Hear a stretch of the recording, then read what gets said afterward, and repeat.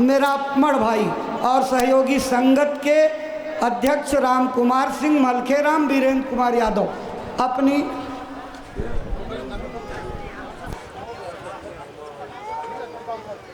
वृंदावन धाम के महंत और अपने सहयोगियों के साथ पूज्य महाराज जी का अभिनंदन वंदन करते हुए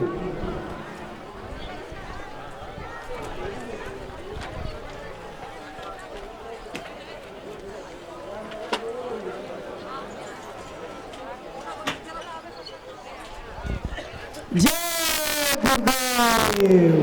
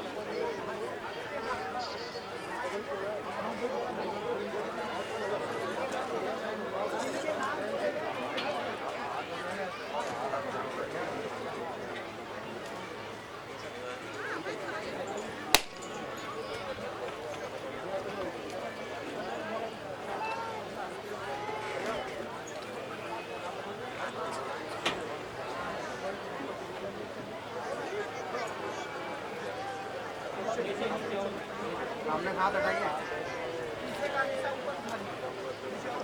जय गुरुदेव, जय गुरुदेव।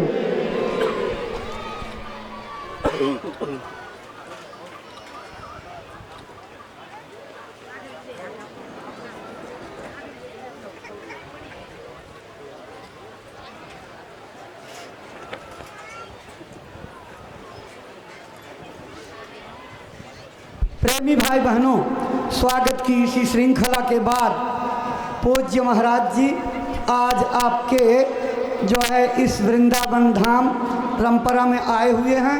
गुरु महाराज का पावन संदेश लेकर के अपने मथुरा आश्रम से चले हैं।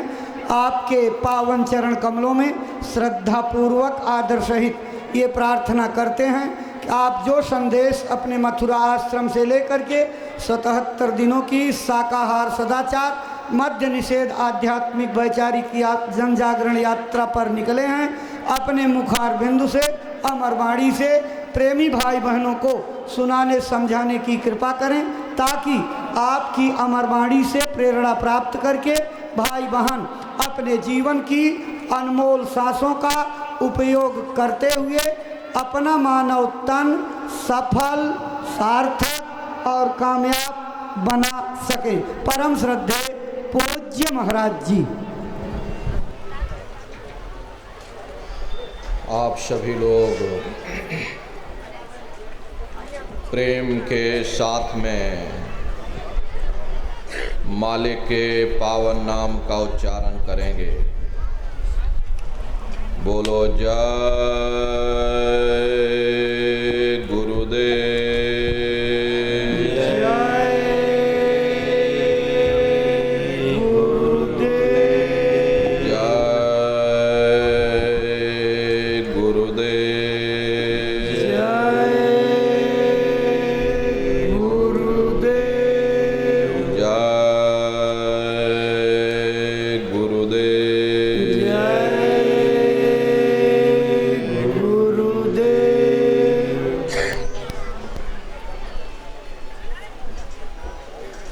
सर्वत्र विराजमान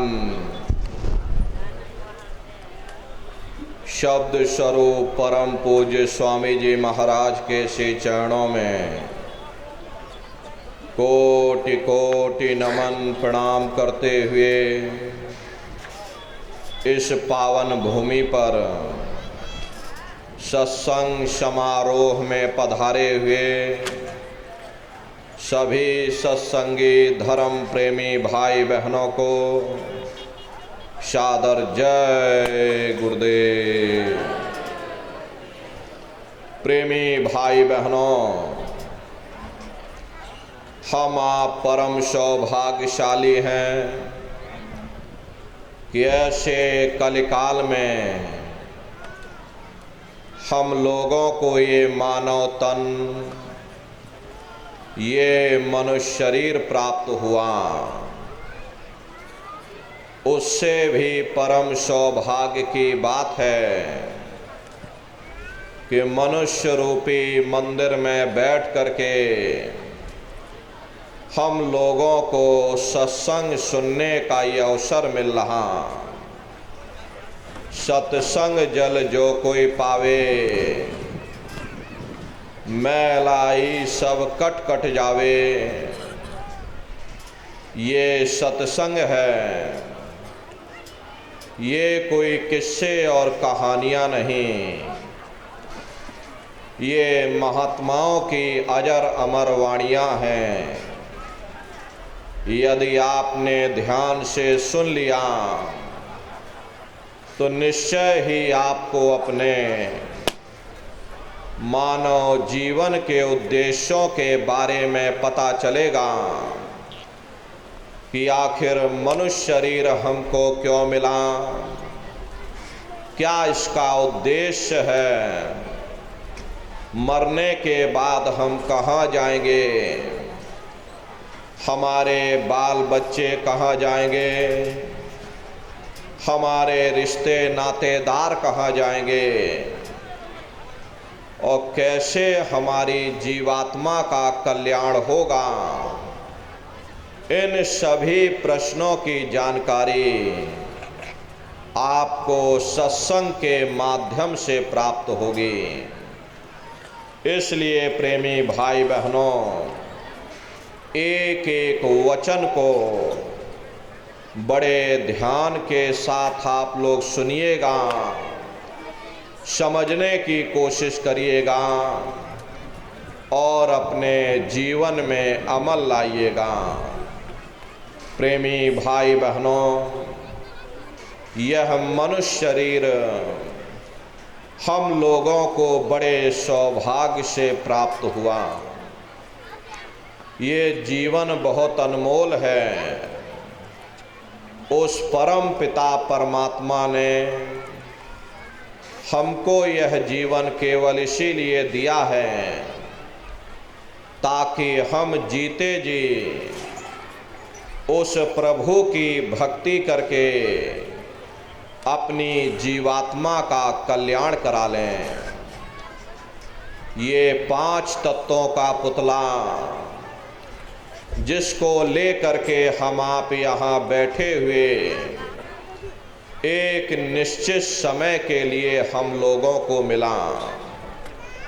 एक निश्चित समय को हम आप नहीं जानते हैं, किंतु जिसका ये मकान है वो अवश्य ही जानता है और समय पूरा हो जाने पर मकान मालिक जबरदस्ती इस मकान को खाली करवा लेगा।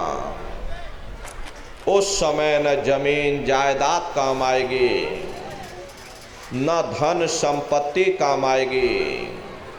मन को, बुद्धि को, चित्त को और जीवात्मा को निकाल करके इस शरीर से बाहर कर दिया जाएगा।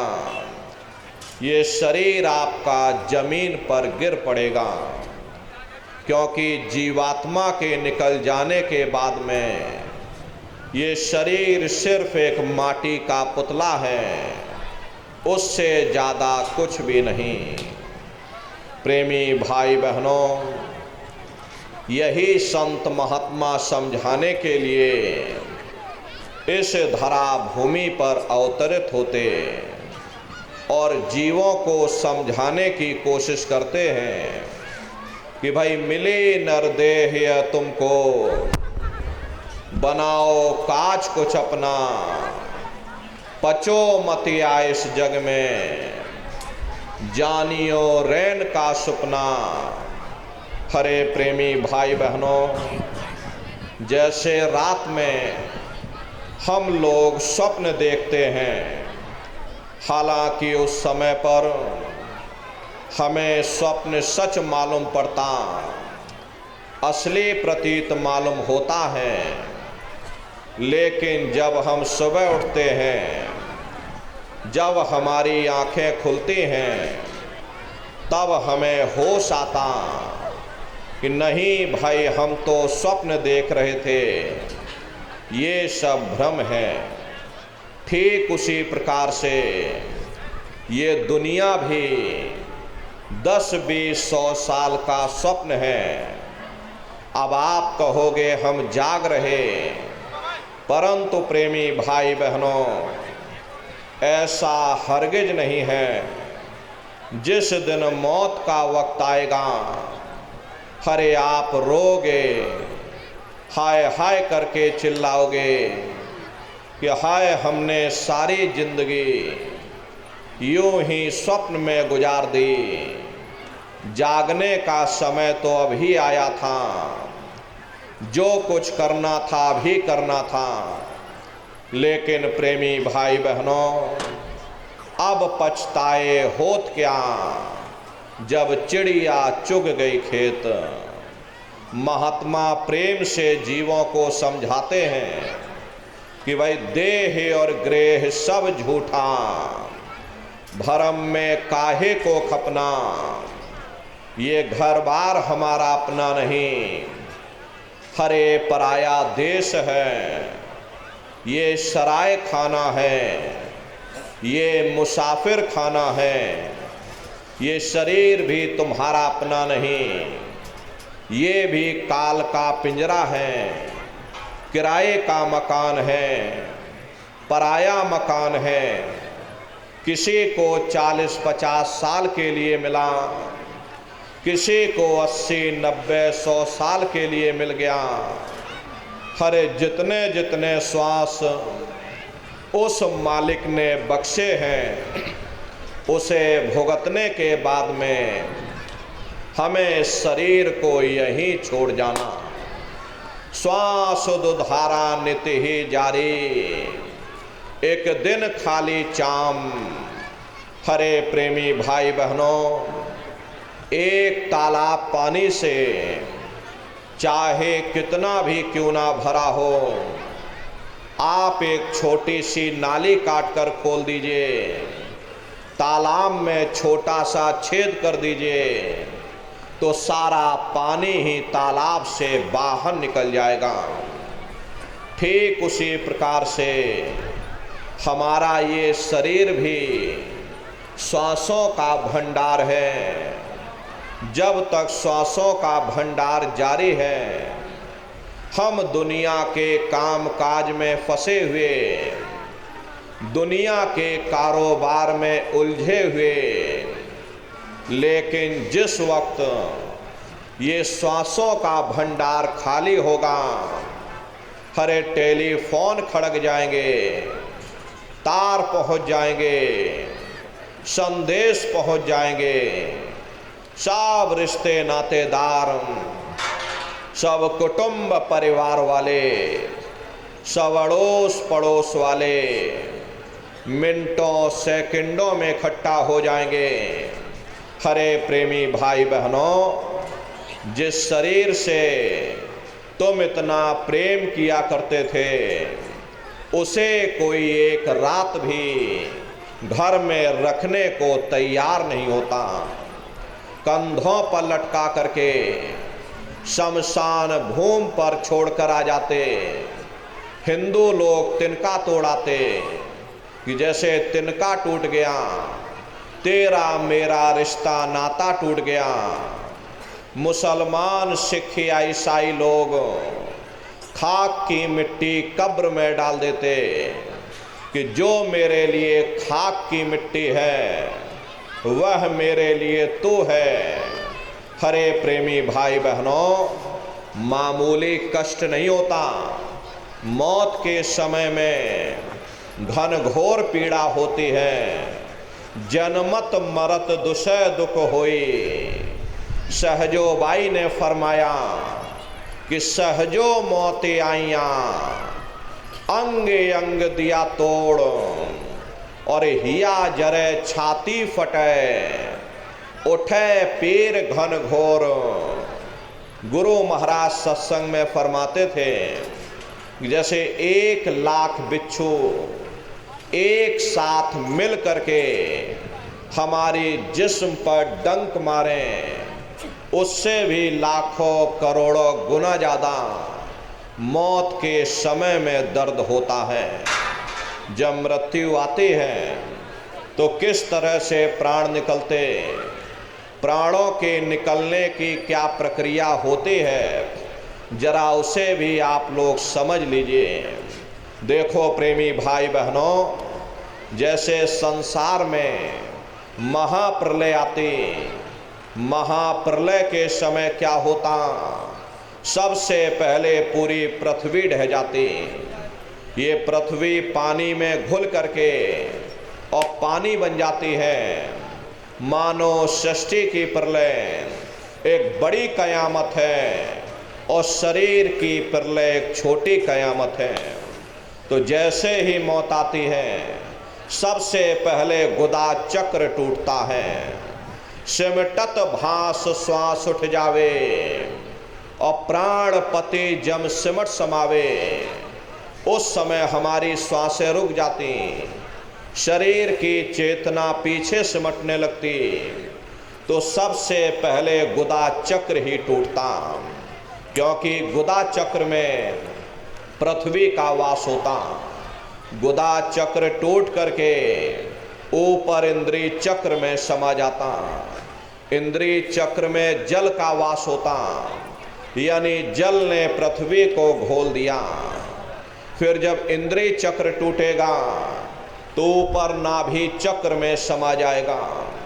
नाभि चक्र में अग्नि का वास होता, यानी अग्नि ने फिर जल को सुखा दिया।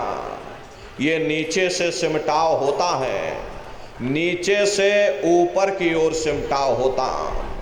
फिर जब ये नाभि चक्र टूटेगा तो हृदय चक्र में समा जाएगा। हृदय चक्र में वायु का वास होता, यानी वायु ने अग्नि को अपने में समाहित कर लिया और इस तरह से वायु आकाश में उड़ गई। ये आँखों की पुतलियाँ पलट जाती हैं, मुंह खुला का खुला रह जाता। महात्मा कहते हैं कि जब यह कर्म कलाय उपजावे और बुद्धि सुरत की आन दबावे, जब यह जीवात्मा पांचों तत्वों को लांग करके जल पृथ्वी अग्नि वायु आकाश पांचों तत्वों को लांग करके ऊपर आती है, तो काल दाढ़ में आन दबानी, जब ढर के नैनन से पानी। जब काल अपनी दाढ़ में दबाता उस समय नेत्रों से पानी निकलता, इंद्रियां टूट टूट करके चकनाचूर हो जाती, सब रिश्ते नातेदार खड़े रह जाएंगे। डॉक्टर वैद्य हकीम सब आपको घेरे रह जाएंगे, लेकिन आप अपनी पीड़ा को उस समय अपने मुख से बयान नहीं कर पाओगे। सिर्फ आपके नेत्रों से अश्रु टपकेंगे। हरे यमदूत आते हैं, प्राणों की डोरी को तोड़ देते और जीवात्मा को खींच करके इस शरीर से बाहर कर दिया जाता। और जैसे ही जीवात्मा शरीर से अलग हुई, ये शरीर आपका मिट्टी हो जाता। फिर इस मिट्टी को एक रात अपने घर में कोई रखने को तैयार नहीं होता। अरे आपके कितने भी सगे संबंधी क्यों ना हो, खास नाथ रिश्तेदार क्यों ना हो, लेकिन एक रात कोई घर में मट्टी रखने के लिए तैयार नहीं होते। कहते भाई जल्दी करो जल्दी करो, अब इनकी शक्ल देखने में हमको डर लग रहा, जल्दी से बाजार से कफन खरीद के लाओ, जल्दी से लकड़ियाँ खरीद के लाओ, जल्दी से चिता तैयार करो, इनको घर में से जल्दी से उठा ले जाओ, वहीं शमशान भूमि पर जला देना। ये जो घर में इनके कपड़े लत्ते पड़े हुए, हर इनके कपड़े लत्ते भी उठा ले जाओ, वहीं शमशान भूमि पर जला देना। जिस बिस्तर पर ये लेटे रहे ये बिस्तर भी अशुद्ध हो गया। अब इनकी छुई हुई चीज हमको घर में एक नहीं चाहिए, इसलिए इनका बिस्तर भी उठा ले जाओ, वहीं शमशान भूमि पर जला देना। लेकिन उसने कोई सोने की अंगूठी पहनी होगी, उसे धीरे से उतार कर जेब में रख लोगे। बस वही एक अशुद्ध नहीं होगा और बाकी सब अशुद्ध हो जाएगा। हरे महात्मा कहते हैं कि भाई कुटुंब परिवार मतलब का बिना धन पास नहीं जाए। ये रिश्ते नातेदार, ये कुटुंब परिवार वाले, ये सब स्वार्थ के संगी साथी। हरे प्रेमी भाई बहनों, आज तुम्हारी जेब में पैसा है तो सब जैसे तैसे तुमसे रिश्तेदारियां कायम कर लेंगे। आज जेब खाली हो जाए कोई किसी को याद करने वाला नहीं। 13 दिन बाद 13वीं मना दोगे, लड्डू पूड़ी पकवान बना करके खिला दोगे, फिर जाने वाले को कोई याद नहीं करता। अभी बूढ़े बुजुर्गों से पूछा जाए कि क्या तुमको तुम्हारे माँ बाप की याद आती है तो कहेंगे भाई नहीं आती। अरे क्यों नहीं आती? तुम्हारे माँ बाप थे, तुमको पाला पोसा बड़ा किया, खुद भूखे रहे होंगे, तुम्हारा पेट पाला होगा, तुमको तुम्हारे माँ बाप की याद क्यों नहीं आती? क्योंकि तुम्हारे सामने तुम्हारे लड़के बच्चे हो गए, तुम्हारे नाती पोता पंती और संती हो गए, इसलिए तुम अपने माँ बाप की यादों को भूल गए और नई यादों में बस गए। ऐसे ही प्रेमी भाई बहनों, एक दिन सब तुमको भी भूल जाएंगे, कोई किसी को याद करने वाला नहीं। ये कहानी तो शमशान भूमि पर समाप्त हो गई। उधर देखो क्या होता, तुम्हारी जीवात्मा को ले जा करके ऊपर धर्मराज की कचहरी में पेश कर दिया जाएगा। वहाँ पलक झपकते ही तुम्हारे अच्छे बुरे कर्मों का हिसाब किताब हो जाएगा। धर्मराज तुमको सजा सुना देंगे कि ले जाओ इनको फलाने नरक में डाल दो, क्योंकि मैंने इनको मौका दिया था जब ये माँ के घर में उल्टे लटके हुए थे।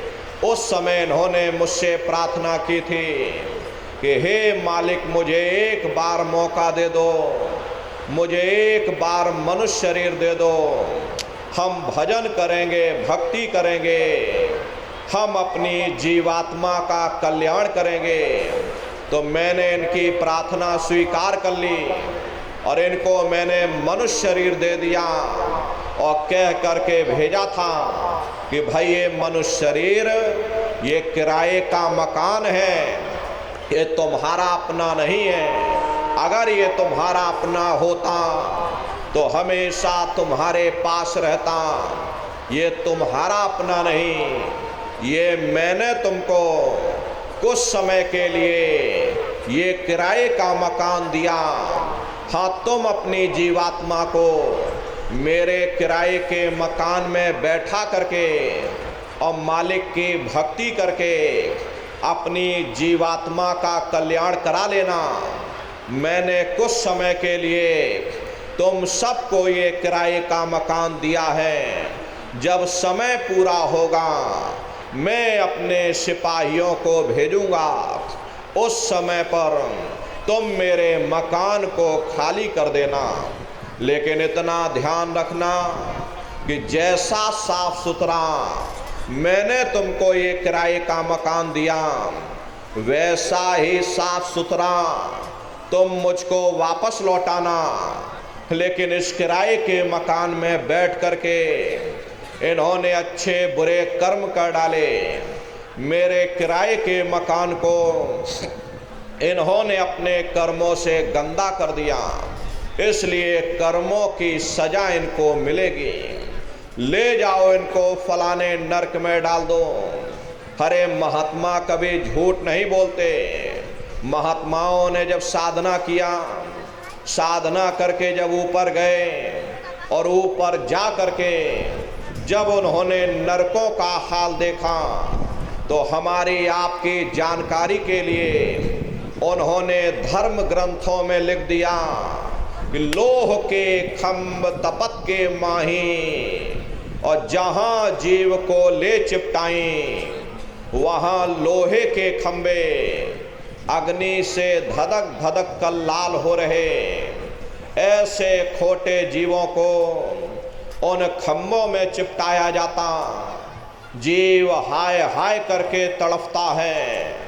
तड़फ तड़फ जीव जुलम बुखारी, और तपत खम्भ दुखी उपजे भारी। असहनी वेदना होती, असहनी दुख दर्द होता। जीव वहाँ रोता चिल्लाता रहता। वहाँ कोई तुम्हारी पुकार सुनने वाला नहीं, कोई तुम्हारी दर्द भरी आवाज को सुनने वाला नहीं। हरे नर नारियों, ये दुर्दशा क्यों हो गई? क्योंकि हम लोग मनमुखी हो गए, मन के कहे पर चलने लगे। मन के कहे पर चल करके अच्छे बुरे कर्म करने लगे। कर्मों का ये जखीरा अंबार के अंबार हमने अपने सिर पर लाद लिए। आज उन्हीं कर्मों का भोग पा रहे। हरे महात्मा कहते हैं कि भाई नर की अनेक और हैं, कहाँ लग कहो बखान। दुख भोगते यह जीव जो, जाने जो भोग समान। कहते भाई एक नरक नहीं, ऐसे वहाँ अनेकों अनेक नरक बने हुए। अलग अलग खोटे पाप कर्मों के वहाँ पर अलग अलग नरक बने हुए। ये जीव अपने अपने कर्म के अनुसार अनंतों अनंत युगों तक, वर्षों की बात नहीं कर रहे, अनंतों अनंत युगों तक जीव नरकों की यातनाएं भोगता रहता। और नरकों की यातनाएं भोगने के बाद में इसी जीवात्मा को सीधे मनुष्य शरीर नहीं दिया जाता, बल्कि इसे 4 खान 84 लाख योनियों में डाला जाता। जैसे बच्चा होता है, बच्चा पहले कक्षा 1 पास करेगा, फिर कक्षा 2 में जाएगा। ऐसे वहाँ पर पूरा चैनल बना हुआ। नरकों की यातनाएं भोगने के बाद में इन्हीं जीवात्माओं को 4 खान 84 लाख योनियों में डाला जाता। ये 4 खान 84 लाख योनियाँ ये कोई मामूली योनियाँ नहीं होती। 4 खान का मतलब होता है अंडज पिंडज उपमज स्थावर। ये 4 खाने होती। पहली श्रेणी पेड़ पौधों की आती, जिनके अंदर पानी का तत्व मौजूद होता है। कभी ये भी मनुष्य हुआ करते थे, लेकिन आज अपने कर्मों का भोग पा रहे एक जगह पर बेचारे खड़े हुए। दूसरी श्रेणी कीड़े मकोड़ों की आती है, जिनके अंदर पृथ्वी और अग्नि का तत्व मौजूद होता। तीसरी श्रेणी पंछियों की आती। चौथी चौपाए जानवरों की आती। 5वीं स्वयं इंसान की आती, जिसके अंदर 5 तत्व जल पृथ्वी अग्नि वायु आकाश 5 तत्व मौजूद होते। प्रेमी भाई बहनों, ये 4 खाने हैं। इनकी अलग अलग कुल 84 लाख योनियां होती हैं। अब आप पेड़ पौधों को देखिए तो ये नारियल का पेड़ अलग है, आम का पेड़ अलग है, पीपल का पेड़ अलग है। ऐसे ही अलग अलग प्रजातियों के कीड़े मकोड़े, अलग अलग प्रजातियों के पशु पंछी, कुल मिलाकर के 84 लाख योनियां हैं। हम दुनिया के जीव नरकों की यातनाएं भोगने के बाद में इन्हीं 84 लाख योनियों में डाले जाते हैं। मामूली कष्ट नहीं होता। अरे हमको आपको गर्मी लग गई तो हम लोग छाया में आ गए, सर्दी लग गई कंबल रजाई ओढ़ लिया, भूख लग गई रोटी खा ली, बीमार हो गए अस्पतालों में चले गए, अपना अपना इलाज करवा लिया। लेकिन देखो उन जानवरों को, क्या उनकी दुर्गति होती। हरे प्रेमी भाई बहनों, एक एक निवाले के लिए दर बदर ठोकरें खाते रहते हैं। किसी का हाथ कट गया, किसी का पैर कट गया, किसी को जीते जी काट डाला, मुर्गी की गर्दन ही मरोड़ डाली। क्या उनको दर्द नहीं होता? अरे उनको भी दर्द होता है, उनको भी तकलीफ होती, लेकिन वे बेचारे बेजुबान हैं। मादा बिच्छू होती है, मादा बिच्छू की मृत्यु कैसे होती? मादा बिच्छू जब अपने बच्चे को जन्म देती है तो उसी के बच्चे अपनी भूख को मिटाने के लिए अपनी माँ की पीठ पर चढ़ जाते हैं और उसी के मांस को नोच नोच करके खाते हैं। वो तड़पती रहती है, कराहती रहती है, लेकिन जब तक हड्डी हड्डी न बच जाए तब तक उसके बच्चे अपनी माँ की पीठ से नीचे नहीं उतरते। ऐसे न जाने कितने जीव जंतु होंगे, कितना उनको कष्ट होता होगा। बीमार बैलों की दुर्दशा देखो, मुंह से उनके फसूकन निकलता रहता, लेकिन टनों बोझा उनके ऊपर डाल दिया जाता, डंडा मार मार करके चलाया जाता। क्या उनको दर्द नहीं होता? अरे उनको भी दर्द होता है, उनको भी तकलीफ होती, लेकिन वे बेचारे बेजुबान हैं। कुछ बोल नहीं पाते, कुछ बता नहीं पाते। हम लोगों के अंदर जुबान है, हम लोग बोल बता देते, वे सिर्फ रोते और चिल्लाते रहते हैं। कौन उनकी पुकार सुनने वाला, कौन उनकी दर्द भरी आवाज़ को सुनने वाला? कौन सी अदालत में जाकर के वे बेचारे दरवाज़ा खटखटाएं? कौन मजिस्ट्रेट उनकी फरियाद को सुनेगा? हरे प्रेमी भाई बहनों, कोई सुनने वाला नहीं। हरे कई जन्म भय कीट पतंगा, कई जन्म भय मीन कुरंगा, कई जन्म पंखी सर्प होयो, कई जन्म है वर वृक्ष जोयो। मिल जगदीश मिलन की वरिया और चिरंकार यह देश सजरिया।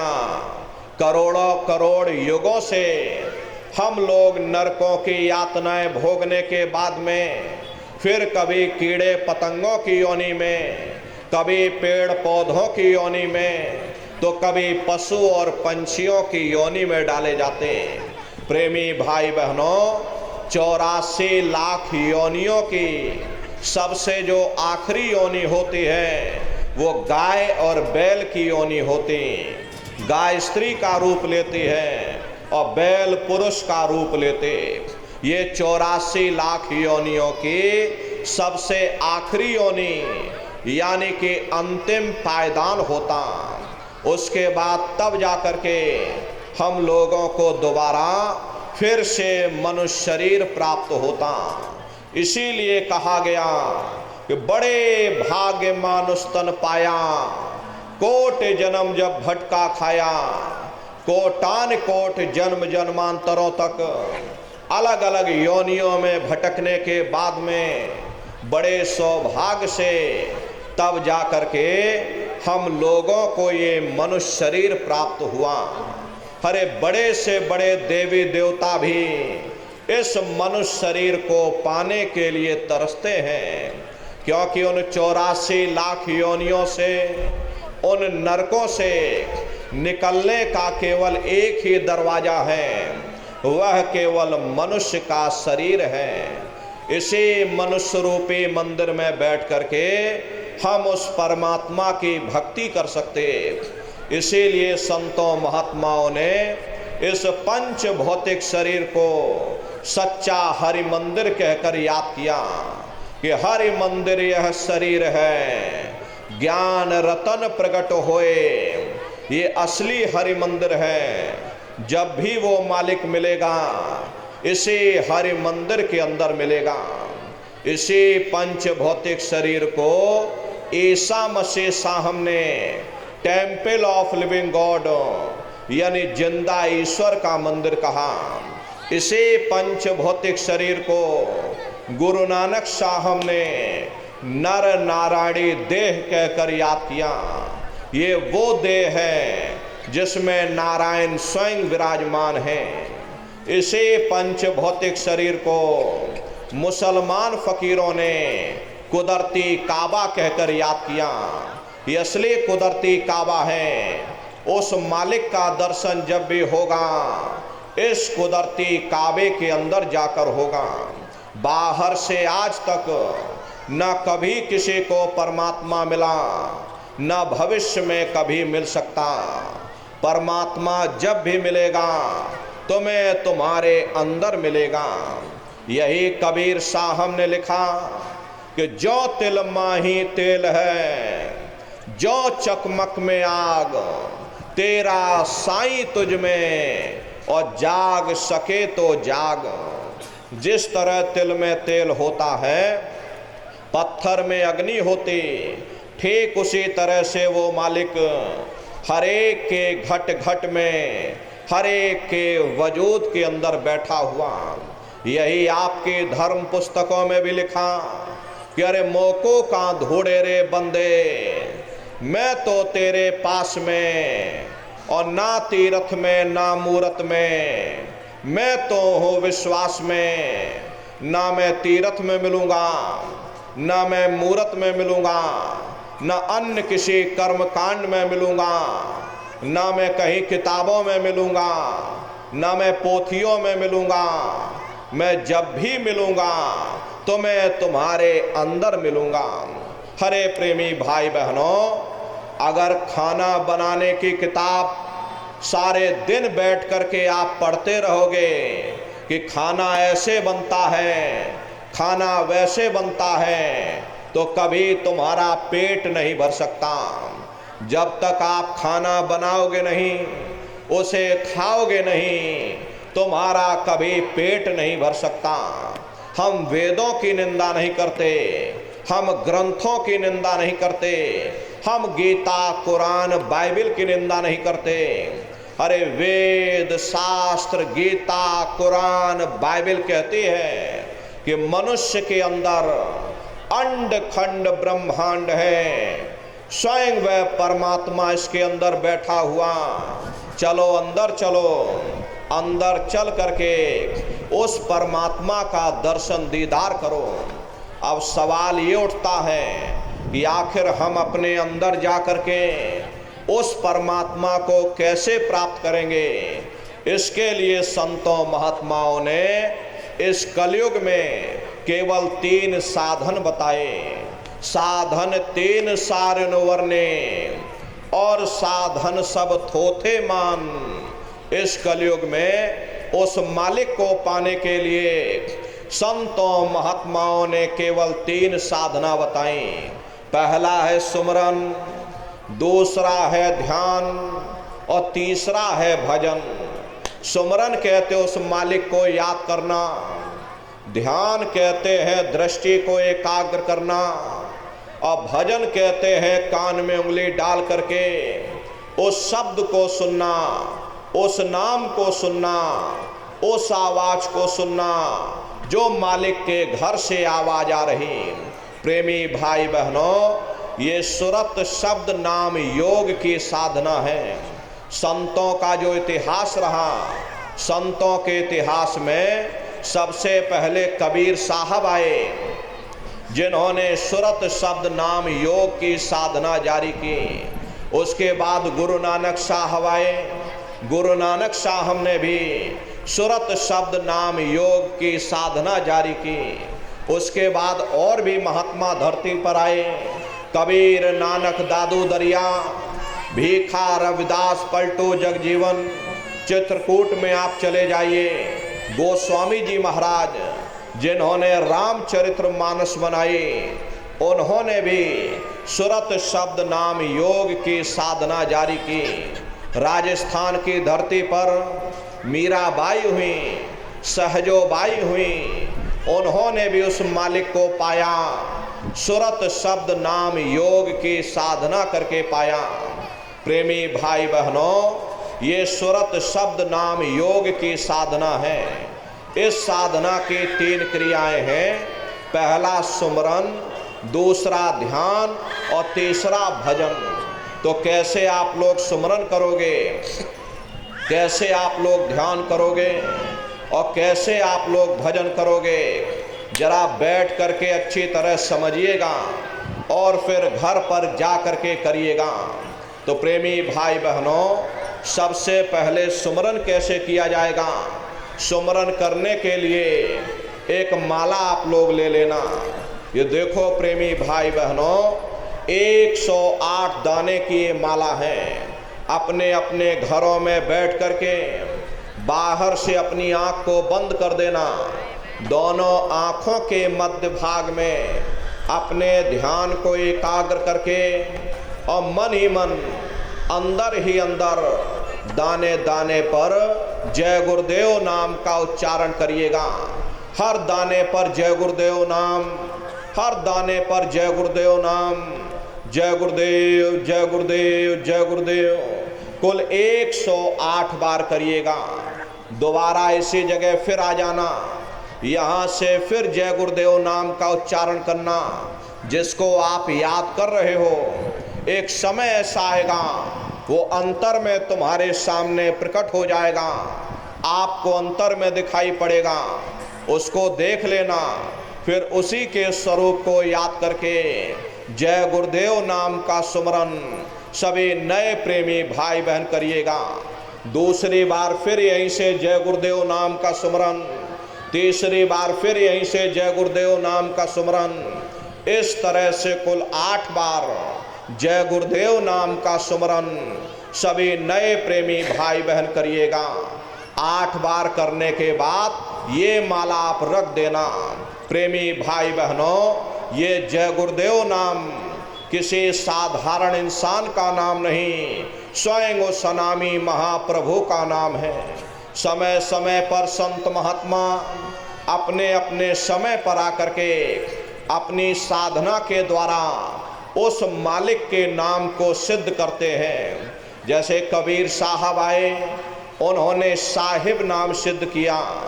गुरु नानक साहब आए, उन्होंने वाहिगुरु नाम सिद्ध किया। गोस्वामी जी महाराज आए, उन्होंने राम नाम सिद्ध किया। इसी तरह हमारे गुरु महाराज जय गुरुदेव नाम सिद्ध करके गए। एक साध है सब सद है, सब साध है सब जाए। हरे प्रेमी भाई बहनों, वो परमात्मा घट घट में विराजमान है, लेकिन उसके होते हुए भी तुमने करोड़ों जन्म ठोकरें खाई। जब तक गुरु नहीं मिला तुम दर बदर भटकते रह गए, और जब गुरु मिल गया, गुरु ने तुमको राह दे दी, तब ये साधक कहता है कि गुरु गोविंदो खड़े काके लागो पाई, बलिहारी गुरु आपने जिन गोविंद यो बताई। महिमा उन्हीं की है जिन्होंने गोविंद को लखा दिया। इसीलिए कहा जाता कि गुरुर ब्रह्मा गुरुर विष्णु गुरुर देवो महेश्वरः और गुरुर साक्षात पार ब्रह्म तस्मै श्री गुरुवे नमः। 3 लोक 9 खंड में गुरु से बड़ा न कोई, करता करे न कर सके, गुरु करे सो हुई। इसलिए प्रेमी भाई बहनों, साधना करने से पहले जय गुरुदेव नाम का सुमरन आप सभी लोग करिएगा। सुमरन करने के बाद में फिर आप ध्यान पर बैठिएगा। दूसरा है ध्यान, और ध्यान कहते हैं दृष्टि को एकाग्र करना। कैसे आप लोग ध्यान करोगे, जरा अच्छी तरह से समझ लीजिए। अपने अपने घरों में पलथी मार करके बैठिएगा। बाहर से अपनी आँख को बंद कर देना। दोनों आँखों के मध्य भाग में दूर सामने देखिएगा। सामने आपको अंधेरा दिखाई पड़ेगा। जब आप अपनी आँखों को बंद कर दोगे, अंतर में सामने देखोगे, तो सामने आपको अंधेरा दिखाई पड़ेगा। बस उसी अंधेरे में एक जगह पर अपनी दृष्टि को रोकिएगा, या उस अंधेरे को ही देखते रहना। एक टक हो करके सामने अंधेरे को देखते रहिएगा, दृष्टि अपने आप एकाग्र हो जाएगी। और जैसे ही आपकी दृष्टि उस अंधेरे में एकाग्र होगी तो सुई की नोक के बराबर काले में भी काला बिंदु बड़ा चमकीला बिंदु होगा, तारे की तरह चमचम चमचम चमकेगा, वो अंतर में सामने आपको दिखाई पड़ जाएगा। जब वो चमकदार बिंदु सामने दिखाई पड़ जाए तब आप अपनी दृष्टि को उस बिंदु पर एकाग्र करिएगा। जब आप अपनी दृष्टि बिंदु पर एकाग्र करोगे तो बिंदु के चारों तरफ से बड़ा भारी प्रकाश निकलेगा, चक्र की तरह से बहुरंगी प्रकाश होगा। वो प्रकाश धीरे धीरे बड़ा होता चला जाएगा। साधक इतना मोहित हो जाता कि बिंदु को तो छोड़ देता और दाएं बाएं प्रकाश को देखने में लग जाता।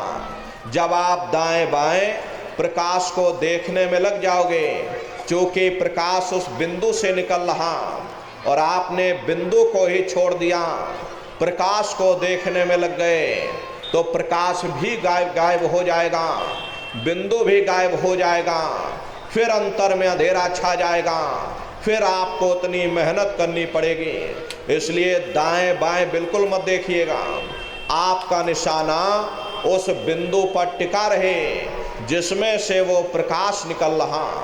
वही बिंदु दरवाजा है, वही बिंदु खिड़की है, उसी को हरि का द्वार यानी कि हरिद्वार कहा गया। बहुत विशाल वो दरवाजा, ये संसार कुछ नहीं, ऐसे लाखों संसार इकट्ठे करके एक साथ दरवाजे के अंदर डाल दिए जाएं, पता तक नहीं चलेगा। इतना विशाल वो अंदर हरि का द्वार बना हुआ। आप उसके अंदर दाखिल हो जाओगे, बहुत बड़ा मैदान अंदर में दिखाई पड़ेगा। उसी मैदान में जा कर के खड़े हो जाओगे तो सबसे पहले आपको अपने गुरु के स्वरूप का दर्शन होगा। वो आपकी उंगली को पकड़ करके आगे का सफर तय करेंगे। लेकिन प्रेमी भाई बहनों, गुरु के स्वरूप का दर्शन जब होगा जब आप जय गुरुदेव नाम का सुमरन करोगे। यदि आपने सुमरन न किया, जब आप उनको याद ही नहीं करोगे तो भला वो आपको दर्शन क्यों देंगे। और जब आपको दर्शन नहीं होगा तो आप आगे का सफर तय नहीं कर सकते। इसीलिए जय गुरुदेव नाम का सुमरन सबसे पहले कराया जाता। जब आप सुमरन कर लोगे, फिर जब आप ध्यान पर बैठोगे और जब दरवाजे के अंदर दाखिल हो जाओगे तो सबसे पहले उन्हीं के स्वरूप का दर्शन होगा। वो आपकी उंगली को पकड़ करके आगे का सफर तय करेंगे। तो यह है ध्यान करने का तरीका। एक बार फिर से समझिए कैसे आपको ध्यान करना है। अपने अपने घरों में पलथी मार करके बैठिएगा, शरीर को ज़्यादा टाइट मत करना। बहुत से लोग क्या करते हैं कि ध्यान के समय अपने शरीर को टाइट कर देते हैं। यदि आप अपने शरीर को टाइट कर दोगे तो शरीर आपका थक जाएगा, फिर शरीर ढीला पड़ जाएगा। इसलिए पहले से ही अपने शरीर को बिल्कुल ढीला छोड़ देना, आँखों को धीरे से बंद कर देना, इन आँखों पर भी जोर मत देना। बहुत से लोग अपनी आँखों पर जोर लगाते हैं ताकि जल्दी से दृष्टि एकाग्र हो जाए। यदि आप अपनी बाहरी आँखों पर जोर लगाओगे तो आँखों की पुतलियों में दर्द होगा, फिर आप अपनी बाहरी आँखों को खोल दोगे। इन बाहरी आँखों का यहाँ पर कोई मतलब नहीं। जैसे सोते समय धीरे से आँख को बंद करते हो, ऐसे धीरे से आँख को बंद कर लेना। अंतर में सामने देखिएगा, सामने आपको अंधेरा दिखाई पड़ेगा, बस उसी अंधेरे को आप देखते रहिएगा।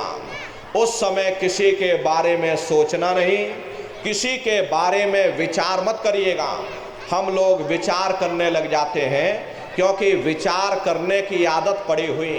हम किसी भी व्यक्ति को देखेंगे तो देखने से पहले ही उस व्यक्ति के बारे में विचार करने लग जाएंगे।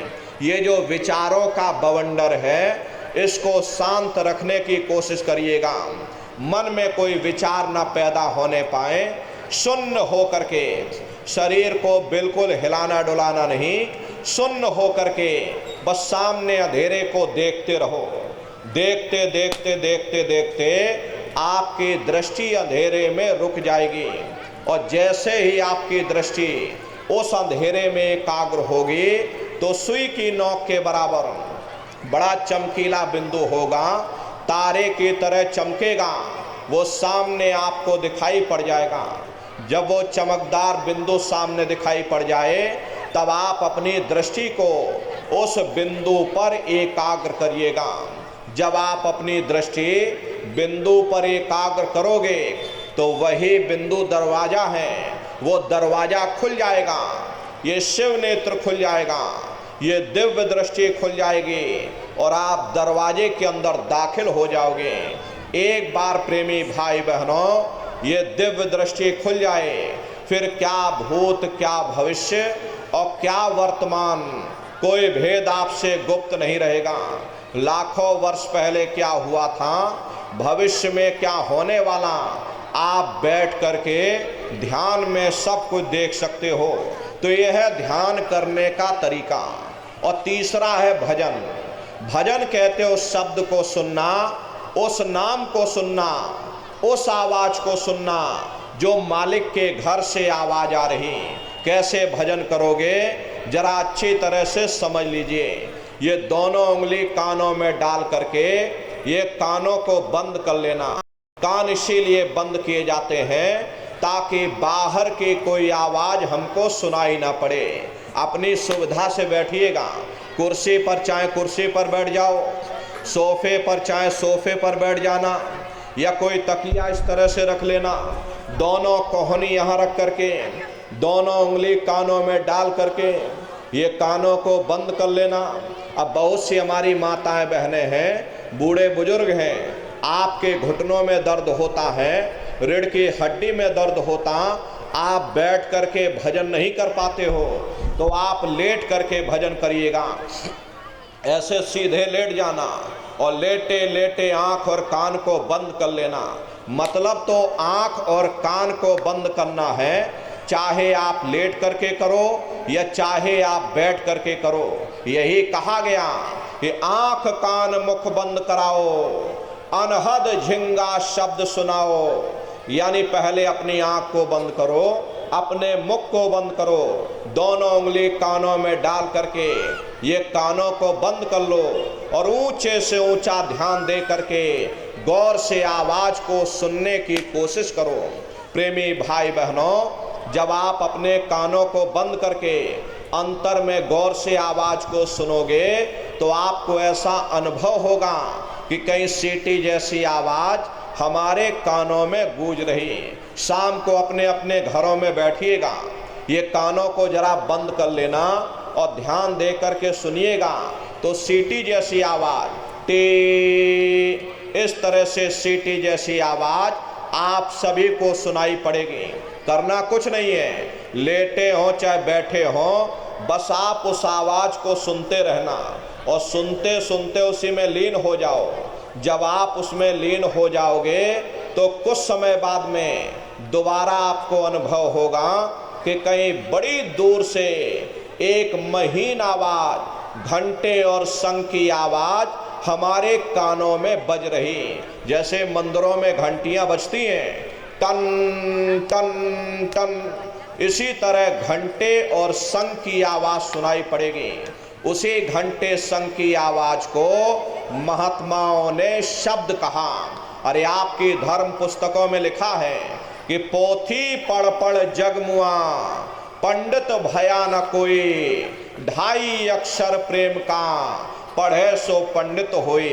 दुनिया वाले कहते हैं कि 2.5 अक्षर का मतलब प्रेम है, प्रेम नहीं है। अरे प्रेम में तो मात्रा लगी हुई।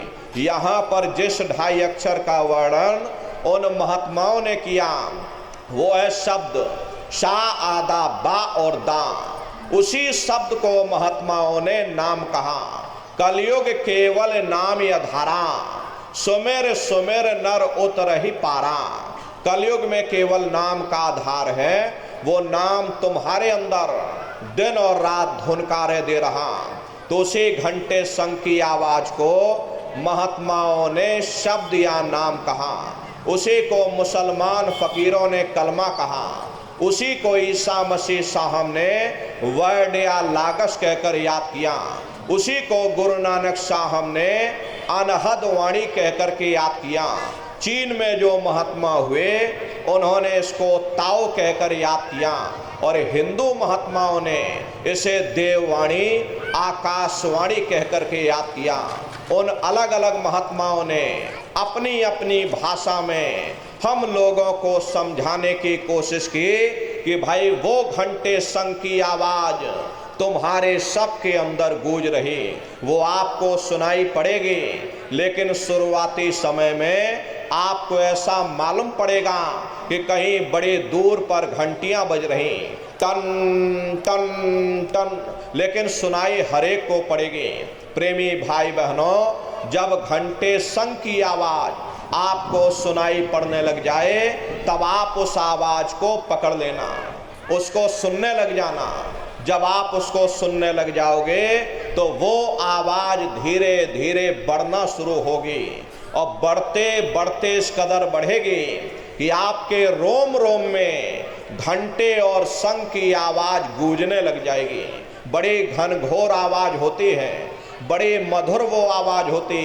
अरे जो दुनिया के संगीत आप सुनते हो, उस रूहानी संगीत के सामने ये दुनिया के संगीत कुछ नहीं है। जब आप उस रूहानी संगीत को सुनोगे, इतना भारी आनंद आपके ऊपर छा जाएगा, इतनी खुशी आपको होगी, ऐसा नशा आपके ऊपर चढ़ जाएगा, इतना आप उस आवाज में खो जाओगे कि आप सारी दुनिया को भूल जाओगे। हरे प्रेमी भाई बहनों, शंकर भगवान को वही नशा चढ़ा था। शंकर भगवान कोई गांजा भांग नहीं पीते थे। ये तो हमने आपने शंकर भगवान को बदनाम कर दिया कि शंकर भगवान गांजा भांग पीते थे, चलो हम भी गांजा भांग पिएंगे। लेकिन न नारियों, शंकर भगवान ने कभी गांजा भांग नहीं पिया।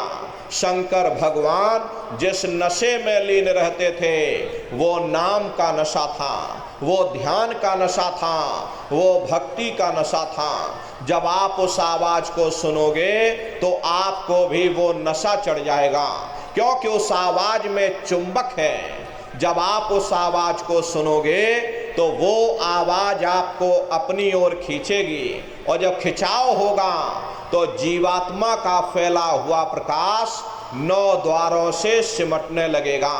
अब ये 9 द्वार कौन कौन से हैं? देखो प्रेमी भाई बहनों, अच्छी तरह समझिएगा, ये बहुत बड़ा विज्ञान है। दुनिया का विज्ञान जब समाप्त हो जाएगा तो ये विज्ञान प्रारंभ होगा। तो 9 दरवाजे कौन कौन से हैं? 2 आंख, 2 कान, 2 नाक के सुराख, 1 मुंह, 2 मलमूत्र का रास्ता, ये शरीर के 9 दरवाजे हैं। सबसे पहला दरवाजा गुदा चक्र आता है। गुदा चक्र में गणेश जी वास करते हैं। गणेश जी वहाँ के मालिक हैं। ये 4 दल का कवल है। यहाँ पर पृथ्वी तत्व पाया जाता, उसके ऊपर इंद्री चक्र आता। इंद्री चक्र में ब्रह्मा जी वास करते। ये 6 दल का कवल है। यहाँ पर जल तत्व पाया जाता, उसके ऊपर ये नाभि चक्र आता। नाभि चक्र में विष्णु जी वास करते। ये 8 दल का कवल है। यहाँ पर अग्नि तत्व पाया जाता, उसके ऊपर ये हृदय चक्र आता। हृदय चक्र में शिव जी वास करते। ये 12 दल का कवल है। यहाँ पर वायु तत्व पाया जाता।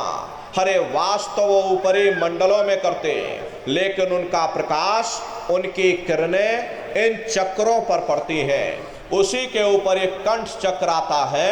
यहाँ पर आद्या महाशक्ति की किरणें पड़ती, और ये 16 दल का कवल है।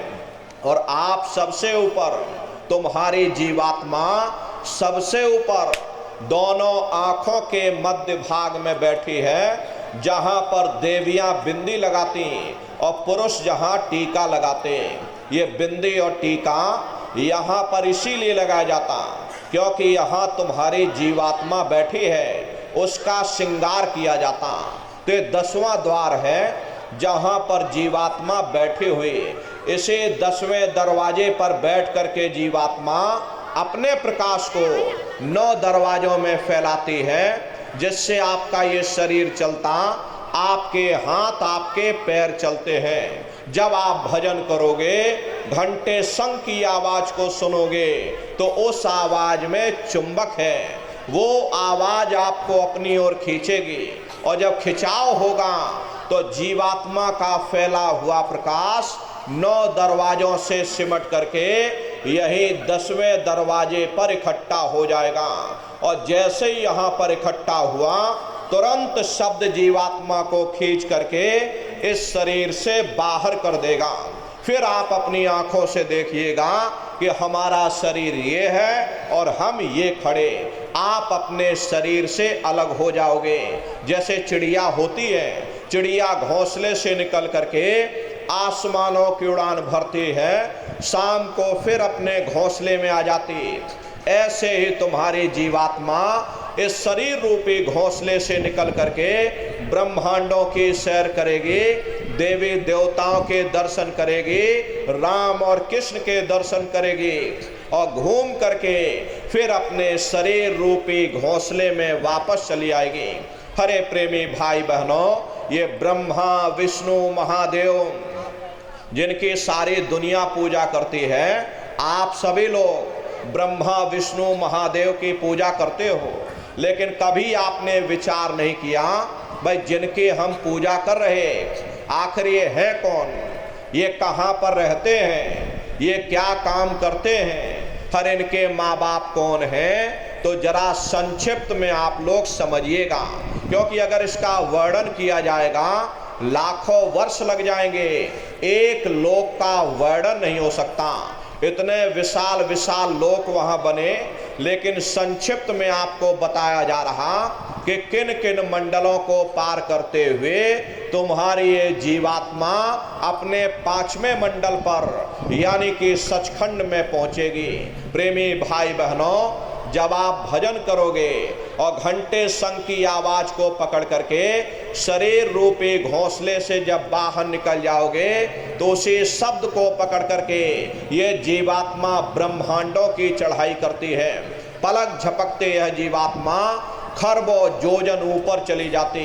ये सूरज चांद सितारों को पार करने के बाद सबसे पहले जो आपको लोक मिलेगा, उसे महात्माओं ने शिवलोक कहा। शिवलोक तमोगुणी स्थान है, वहाँ के मालिक शिव जी हैं, वो पार्वती जी के साथ उस लोक में विराजमान हैं। शिव जी का दर्शन करने के बाद फिर जब आप ऊपर चढ़ोगे, उसी के ऊपर ब्रह्मा जी का लोक आएगा। ब्रह्मा जी का लोक वो रजोगुणी स्थान है, वहाँ के मालिक ब्रह्मा जी हैं, वो गायत्री सावित्री और सरस्वती के साथ उस लोक में विराजमान हैं। ब्रह्मा जी का दर्शन करने के बाद फिर घंटे शंख की आवाज को पकड़ करके फिर जब आप ऊपर चढ़ोगे, उसी के ऊपर विष्णु लोक आएगा। विष्णु लोक वो सतोगुणी स्थान है, वहाँ के मालिक विष्णु जी हैं, उनका बड़ा मनमोहक स्वरूप है। उनकी 4 भुजाएं हैं और चारों भुजाओं में शंख गदा पद्म और चक्र सुशोभित हैं, और आप क्षीर सागर में लक्ष्मी जी के साथ विराजमान हैं। ये तीनों देवता ब्रह्मा विष्णु महादेव अपने अपने लोक में बैठ करके राज कर रहे हैं। एक रचयिता है जो जीवों को रचता है, एक पालनहार है जो जीवों को पालता है, और एक संहार करता जो जीवों को नष्ट कर देता। एक का काम है घड़े को बनाना, एक का काम है घड़े की सुरक्षा करना, और एक का काम है घड़े को फोड़ देना। इनके जो माता हैं वो आद्या महाशक्ति हैं। ब्रह्मा विष्णु महादेव लोक के ऊपर वो आद्या महाशक्ति का लोक आता है, और उसी लोक को पार करने के बाद सबसे पहला देश पड़ता है, या यूं कह लीजिए कि पहली राजधानी पड़ती है, जिसे महात्माओं ने सहस दल कवल कहा। वो राजधानी है। ये ब्रह्मा विष्णु महादेव के जो लोक हैं उस राजधानी के अंतर्गत आने वाले जिले हैं। राजधानी का जो मालिक है वो निरंजन भगवान हैं। ये ब्रह्मा विष्णु महादेव ये निरंजन भगवान के ही पुत्र हैं और ये आद्या महाशक्ति ये निरंजन भगवान की अर्धांगिनी हैं। और निरंजन भगवान स्वयं तीनों लोकों के मालिक हैं। उन्हीं को त्रिलोकीनाथ कहा जाता, हिंदू उन्हीं को परमात्मा कहते, मुसलमान उन्हीं को खुदा कहते, ईसाई उन्हीं को गॉड कहते हैं। घंटे और शंख की आवाज जो हर इंसान के अंदर गूंज रही वो आवाज उन्हीं के मुखार बिंद से हो रही। निरंजन भगवान का जो स्वरूप है वो ज्योतिष स्वरूप है। हजार बातें की अखंड ज्योति वहां पर बराबर जल रही। हम आप यहाँ पर ज्योत जलाते हैं, ये तो उसकी नकल करते हैं। इस ज्योति में तेल की जरूरत पड़ती है, बाती की जरूरत पड़ती, लेकिन वो अखंड ज्योति ऐसी है जिसमें ना तेल की जरूरत है और ना बाती की जरूरत है। पलटू साहब ने जिक्र किया है कि उल्टा कुआ गगन में तिसमें जरे चिराग और तिसमें जरे चिराग, बिना रोगन बिन बाती और 6 ऋतु 12 मास, जरत रहे दिन राती और सतगुर मिले जो होए, ताहि की नजर में आवे और बिन सतगुर नहीं कोई, वाह को दर्शावे। वो अखंड ज्योति ऐसी है जिससे पूरा ब्रह्मांड प्रकाशवान हो रहा। जितनी भी अवतारी शक्तियां आई, राम आए, राम को वहीं से नीचे उतारा गया। इसीलिए उस देश को अयोध्या नगरी कहा जाता, उसी को कौशलपुर देश कहा जाता। और जितने देवी देवता ब्रह्मा विष्णु महादेव आदि की उत्पत्ति वहीं से हुई, वो राम भगवान का देश है। अरे गोस्वामी जी महाराज जब साधना करके वहां पहुंचे तभी उन्होंने अपनी धर्म पुस्तक में लिख दिया कि अति विचित्र ताह लोक अनेका, रचना अधिक एक तेका। विचित्र विचित्र भांत के वहां पर लोग बने हुए, एक से सुंदर एक महल बने हुए जिनकी शोभा अवर्णीय है। वो कौशलपुर देश है जहां भगवान राम रहते हैं। प्रेमी भाई बहनों, राम का दर्शन करने के बाद फिर तुम्हारी ये जीवात्मा दूसरे मंडल के शब्द को पकड़ करके दूसरे मंडल की चढ़ाई करेगी। श्याम तज श्वेत को गहना, सुरत को तान धुन सुनना, और बंक के द्वार धस बैठो और त्रिकुटी जाय कर लेना। उसी के ऊपर दूसरा देश आता है जैसे महात्माओं ने त्रिकुटी देश कहा। वहाँ के जो मालिक हैं वो ब्रह्म हैं। वहीं से मन और माया की उत्पत्ति हुई। वहीं से 3 गुण, रजोगुण तमोगुण सतोगुण, तीनों गुणों की उत्पत्ति वहीं से हुई। ये जो आपके वेद हैं, वेदों को सारी दुनिया पढ़ती है, वेदों की भी उत्पत्ति उसी स्थान से हुई है। अरे महात्मा कहते हैं कि त्रिकुटी महल में विद्या सारा, घनहर गरजे बजे नगारा और लाल वरन सूरज उजियारा। वहां पर 2 धुनें, बादलों की गर्जन और मृदंग की आवाज उस लोक में गूंजती रहती है और ओम का जाप बराबर वहां होता रहता। ब्रह्म का जो स्वरूप है लाल वरन सूरज उजियारा। ये सूरज कुछ नहीं, ऐसे लाखों लाख सूर्य इकट्ठे करोगे तो वहां का एक सूर्य बनेगा। ब्रह्म का जो स्वरूप है वो सुबह के लाल सूर्य के समान है, इसीलिए वहां का पूरा ब्रह्मांड लाल है।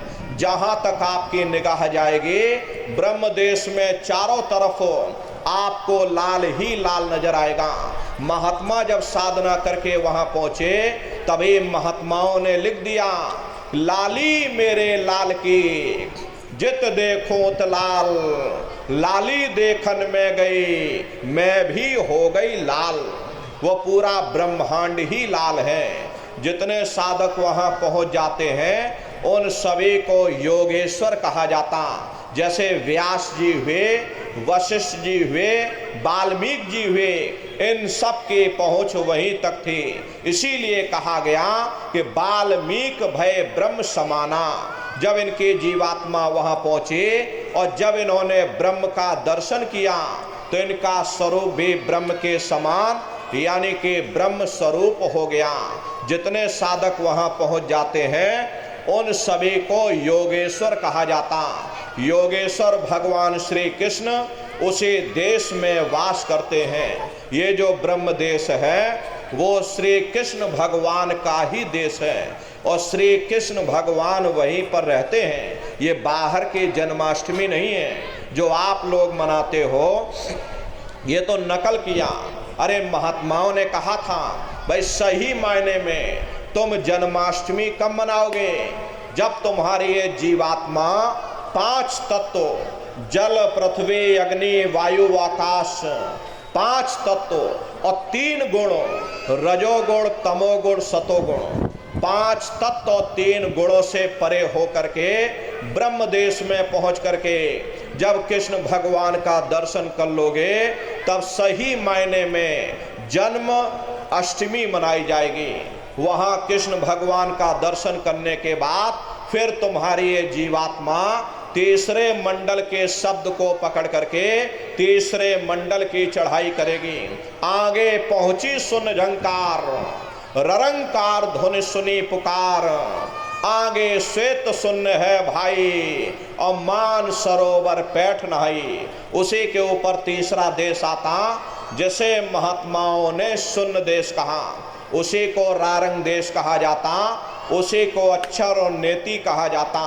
वहाँ के जो मालिक हैं वो रारंग पुरुष यानी कि पार ब्रह्म पुरुष हैं। वहाँ किंगरी और सारंगी 2 धुनें उस लोक में गूंजती रहती और पार ब्रह्म पुरुष का जो स्वरूप है वो पूर्णमासी के चंद्रमा के समान बड़ा ही मनमोहक स्वरूप है। इसी स्थान पर प्रेमी भाई बहनों एक बहुत बड़ा अमृत का सरोवर बना जिसे महात्माओं ने मान सरोवर कहा। जब तुम्हारी ये जीवात्मा उस मान सरोवर में स्नान कर लेगी तो जन्म जन्मांतरों के मैले पाप कर्म साफ हो जाएंगे। अरे यहाँ के पानी से तुम्हारे कर्मों की सफाई नहीं होने वाली, ये बाहर का पानी तुम्हारे शरीर के मैल को धो सकता, लेकिन जो पापों का मैल है, जो अंतःकरण में गंदगी जमा, वो जब साफ होगी जब आप तीसरे मंडल पर पहुंच करके उस गंगा में डुबकी लगाओगे। उसमें स्नान करने के बाद ये जीवात्मा हंस रूप हो जाती है। हंसन मिले हंसा हो जाई, मिले जो अमी आहारा है। जीवात्मा का खुद का प्रकाश उस अमृत के सरोवर में स्नान करने के बाद 16 सूर्य के बराबर हो जाता। तब फिर यही जीवात्मा चौथे मंडल के शब्द को पकड़ करके चौथे मंडल की चढ़ाई करती है। 2 पर्वत के संग निहारो, भंवर गुफा ते संत पुकारो। 2 पर्वतों को पार करने के बाद वो बड़ा सुंदर देश आता जिसे महात्माओं ने भंवर गुफा कहा। वहाँ के जो मालिक हैं वो सोहंग पुरुष हैं। वहाँ बंसी यानी मुरली की मधुर ध्वनियाँ सदा उस लोक में उच्चारण होती रहती और सोहंग पुरुष का जो स्वरूप है वो दोपहर के सूर्य के समान महाप्रकाशवान स्वरूप है। स्वरूप में अंतर है। पहले स्थान पर निरंजन भगवान का जो स्वरूप था वो ज्योतिष स्वरूप था। दूसरे स्थान पर ब्रह्म का जो स्वरूप है वो सुबह के लाल सूर्य के समान है। तीसरे स्थान पर पार ब्रह्म का जो स्वरूप है वो पूर्णमासी के चंद्रमा के समान है। चौथे स्थान पर सोहंग पुरुष का जो स्वरूप है वो दोपहर के सूर्य के समान महाप्रकाशवान स्वरूप है। वहाँ के धनी का दर्शन करने के बाद ताके परे धाम सतनामा और 3 बजे सतलोक ठिकाना। सोहंग देश के ऊपर वो 5वां देश आता है जिसे महात्माओं ने सचखंड देश कहा।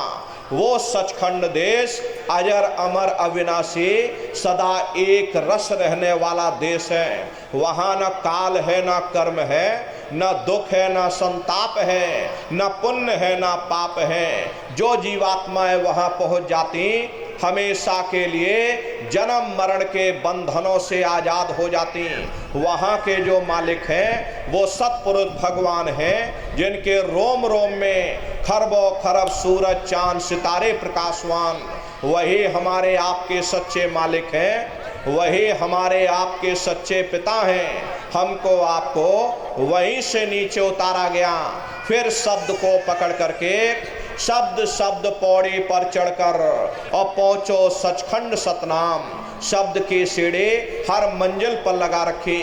आपने भजन किया, घंटे शंख की आवाज को पकड़ा तो आप पहले मंडल पर पहुंच जाओगे। वहीं पर आपको दूसरे मंडल का शब्द सुनाई पड़ेगा, उसे आप पकड़ लोगे तो दूसरे मंडल पर चढ़ जाओगे। ऐसे ही शब्द दर शब्द, मंजिल दर मंजिल ये जीवात्मा अपने देश सचखंड में पहुंच जाती। तो शब्द कब पकड़ में आएगा? जब आप भजन करोगे। और भजन कैसे किया जाएगा एक बार फिर से आप लोग समझ लीजिए। ये आंख और कान को बंद करिएगा लेकिन मन को रोकिएगा। ऐसे समय पर तुम्हारा ये मन जरूर भागेगा। अभी आप सत्संग में बैठे हो, शरीर तुम्हारा यहाँ बैठा लेकिन मन सारी दुनिया में भ्रमण कर रहा। किसी को पानी पीने जाना है, ये मन पानी पीने पहुंच गया। कोई बाल बच्चों को घर में छोड़ कर आया, मन बाल बच्चों में पहुंच गया। कोई दुकान दफ्तर छोड़ करके आया, मन दुकान दफ्तर में पहुंच गया। कोई खेती बाड़ी छोड़ करके आया, शरीर बेचारा यहाँ बैठा लेकिन मन खेत में जुताई कर रहा। तो ऐसे भजन से कोई लाभ नहीं होगा। अरे जिन्होंने मार मंडाला उन्हीं को सूरमा कहना, बड़ा बैरी ये मन घट में इसी का जीतना कठना। अगर दुनिया में कोई हमारा दुश्मन है वो केवल हमारा मन है। ये मन रूपी रावण कब मरेगा? जब 9 द्वारों पर फतेह हासिल करके तुम यहाँ 10वें द्वार पर चढ़ जाओगे, तब सही मायने में दशहरा मनाई जाएगी। ये बाहर की दशहरा नहीं है जो लकड़ी का रावण बना देते हो और फूंक फांक करके घर चले आते हैं, कहते भाई हमने रावण मार दिया। अरे महात्माओं ने कहा था भाई सही मायने में तुम दशहरा कब मनाओगे? जब 9 द्वारों पर फतेह हासिल करके तुम यहाँ 10वें द्वार पर चढ़ जाओगे, तब सही मायने में विजयदशमी मनाई जाएगी। तब ये मन रूपी रावण तुम्हारा मरेगा, तब तुम्हारी जीवात्मा। अरे ऐसे जीवात्मा को महात्माओं ने राम भी कहा। अरे आपके धर्म पुस्तकों में लिखा है, एक राम दशरथ का बेटा, एक राम घट घट में लेटा, एक राम का सकल पसारा, एक राम है सबसे न्यारा। एक वो राम है जो अयोध्या के वासी हैं और एक राम घट घट में लेटे, यानी हमारी आपकी जीवात्मा जो हर एक के अंदर मौजूद है। महात्माओं ने कहा भाई एक वो राम है और एक राम का सकल पसारा, यानी पहले स्थान के मालिक वो निरंजन भगवान जिनको दुनिया त्रिलोकीनाथ कहती है, जिनका ये पूरा पसारा पूरा संसार है। महात्माओं ने कहा भाई एक वो राम है और एक राम है सबसे न्यारा। 5वें स्थान के मालिक वो सत्पुरुष भगवान जो हमारे आपके सच्चे पिता हैं। महात्माओं ने कहा भाई एक वो राम है। तो महात्मा तो उस राम की महिमा गाते। मोटी बात आप लोग पकड़िए कि भजन कैसे करोगे। तो ये आंख और कान को बंद कर लेना, ऊंचा ध्यान दे करके सुनना। शुरू में सीटी जैसी आवाज आपको सुनाई पड़ेगी, उसे आप पकड़ लेना, सुनते रहना, सुनते सुनते उसी में लीन हो जाओ। जब आप उसमें लीन हो जाओगे तो कुछ समय बाद में दोबारा आपको अनुभव होगा कि कहीं बड़ी दूर से एक महीन आवाज, घंटे और शंख की आवाज हमारे कानों में गूंज रही। जब घंटे शंख की आवाज आपको सुनाई पड़ने लग जाए, तब आप सीटी की आवाज को छोड़ देना और घंटे शंख की आवाज को पकड़ लेना। एक बार प्रेमी भाई बहनों आप उस आवाज को पकड़ लो, फिर वो आवाज आपको नहीं छोड़ेगी, खींच करके शरीर से बाहर कर देगी। फिर रोज आना, रोज जाना, रोज ब्रह्मांडों की सैर करना, रोज देवी देवताओं के दर्शन करना, रोज राम के दर्शन करना, रोज कृष्ण के दर्शन करना और घूम करके फिर अपने शरीर रूपी घोंसले में वापस चले आना। तो ये सुमरन, ध्यान और भजन, ये 3 क्रियाएं आपको बताई गई। रास्ता बिल्कुल सच्चा है, आप करोगे आपको अनुभव होगा, दिखाई भी पड़ेगा, सुनाई भी पड़ेगा। लेकिन इतना ध्यान रखिएगा, जो भी दिखाई सुनाई पड़े अपने अंदर हजम करिएगा। जितना हजम कर ले जाओगे उतना रास्ता खुलता चला जाएगा। नागा मत करना। प्रेमी भाई बहनों, हम लोग शरीर को भोजन देते हैं, सुबह दोपहर शाम खाते हैं, लेकिन कभी हमने आपने विचार नहीं किया ये जीवात्मा जो जन्म जन्मांतरों से भूखी प्यासी बैठी, कभी हमने आपने इसको भोजन नहीं दिया। अरे इसका भोजन शब्द है, इसका भोजन नाम है। अपना ये नियम बनाइए कि पहले हम अपनी जीवात्मा को भोजन देंगे, फिर अपने शरीर को भोजन देंगे। अगर ये नियम आपका बन गया तो आपका लोक भी बन जाएगा और आपका परलोक भी बन जाएगा। हरे प्रेमी भाई बहनों, उस मालिक को पाने के लिए तुम्हें घर बार बदलने की जरूरत नहीं है, तुम्हें समाज छोड़ने की जरूरत नहीं है, तुम्हें जात बिरादरी बदलने की जरूरत नहीं है। हरे जात पात के रगड़े झगड़े ये हमारे अपने नहीं, ये सिर्फ हमारे मन की खुराफात है। आप सभी लोग बुद्धिमान हो, अपनी अपनी बुद्धि से आप सभी लोग विचार करिएगा। जब गुरु नानक साहब नहीं आए थे तब कोई सिख नहीं था, जब मोहम्मद साहब नहीं आए थे तब कोई मुसलमान नहीं था, जब ईसा मसीह साहब नहीं आए थे तब कोई ईसाई नहीं था। और पीछे लौटते चले जाओ तो केवल मनुष्य ही मनुष्य रह जाते। ये रगड़े झगड़े किसने पैदा किए? ये हमने आपने पैदा किए। हर कोई भी महात्मा यहाँ पर आकर के ना कोई कौम मनाने आता है, ना कोई मजहब चलाने आते हैं, और ना ही आप हमारे हाथों में ये डंडे और तलवारें देने के लिए आते। अरे आप तो सच्चा मार्ग, सनातन मार्ग समझाने के लिए इस धरा भूमि पर शरीर रूप में अवतरित होते। इसीलिए महात्मा कहते हैं कि भाई जाति पाति पूछे नहीं कोई, और हरि का भजे सो हरि का होई। लोग यहाँ जात पना पात बनाते बनाते रह गए, लेकिन प्रेमी भाई बहनों, जब तुम्हारी ये जीवात्मा इस मनुष्य रूपी चोले को छोड़ करके ऊपर धर्मराज की कचहरी में पहुंचेगी, वहां न तुमसे ये पूछा जाएगा कि तुम किस जाति के हो, तुम किस कौम के हो, तुम किस मजहब के हो, तुम हिंदू हो या मुसलमान हो, तुम हिंदुस्तान से आए हो या तुम पाकिस्तान से आए हो। अरे वहां तुम्हारे कर्म देखे जाएंगे, भक्ति भाव देखा जाएगा, मालिक से मिलने का प्रेम और प्यार देखा जाएगा।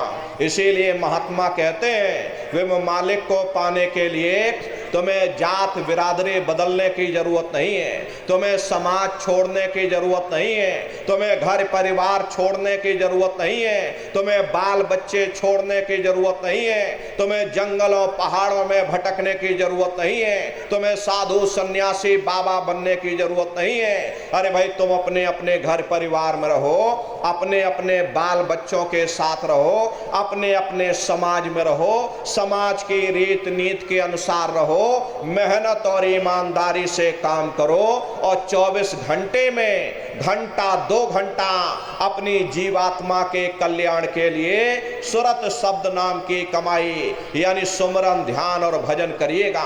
हरे नर नारियों, यही दौलत तुम्हारे काम आएगी, बाकी सब यहीं पड़ा रह जाएगा। सुई की एक नोक भी तुम्हारे साथ में जाने वाली नहीं है। अरे बड़े बड़े राजे महाराजे आए, सारी जिंदगी उन्होंने ये किला बनाते बनाते गुजार दिया, आज उनके किलों को जाकर देखो, आज खंडहर बने पड़े हुए हैं। विश्व विजेता सिकंदर सारी दुनिया पर राज करने का ख्वाब देखता था, वो भी मुट्ठी खोल करके चला गया।